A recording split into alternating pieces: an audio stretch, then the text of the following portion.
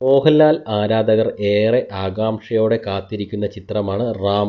മോഹൻലാലും ജീത്തു ജോസഫും ഒന്നിച്ച ചിത്രങ്ങളൊക്കെ വമ്പൻ ഹിറ്റുകൾ ആകാറുണ്ട്. അതിനാൽ തന്നെ റാമിൽ വലിയ പ്രതീക്ഷകളാണ് ആരാധകർ അർപ്പിച്ചിരിക്കുന്നത്. റാമിൻ്റെ പുതിയൊരു അപ്ഡേറ്റാണ് നിലവിൽ ചിത്രത്തിൻ്റേതായി ചർച്ചയാവുന്നത്. ഗാനരചന നിർവഹിക്കുന്നത് വിനായക് ശശികുമാറാണ്. മോഹൻലാലിൻ്റെ റാമിൻ്റെ തീം സോങ് താൻ ഇംഗ്ലീഷിലാണ് എഴുതിയതെന്ന് ഒരു അഭിമുഖത്തിൽ വിനായക് ശശികുമാർ പറയുകയുണ്ടായി. എഴുതിയത് ജിത്തു സാറിന് മുന്നിൽ താൻ അവതരിപ്പിച്ചത് അദ്ദേഹത്തിന് ഇഷ്ടപ്പെടുകയും ചെയ്തു. ഒരു മാസ് സോങ്ങെന്ന് വേണമെങ്കിൽ പറയാം. ഇന്ത്യൻ ടൈപ്പ് ഓഫ് സോങ് അല്ല അത്, മറിച്ച് ഒരു ജെയിംസ് ബോണ്ട് സിനിമയിൽ വരുന്ന വിധമുള്ള പാട്ടായി അതിനെ കാണാമെന്നും വിനായക് ശശികുമാർ കൂട്ടിച്ചേർത്തു.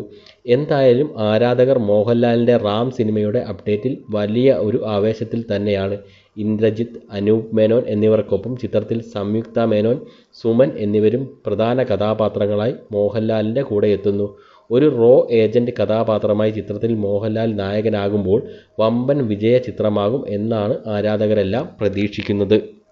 ആദിൽ ഹുസൈനും ഒരു പ്രധാന കഥാപാത്രമാകുന്നുണ്ട് ചിത്രത്തിൽ. മോഹൻലാലിൻ്റെ റാമിൻ്റെ ഛായാഗ്രഹണം നിർവഹിക്കുന്നത് സതീഷ് കുറുപ്പാണ്. വിഷ്ണു ശ്യാമാണ് സംഗീതം.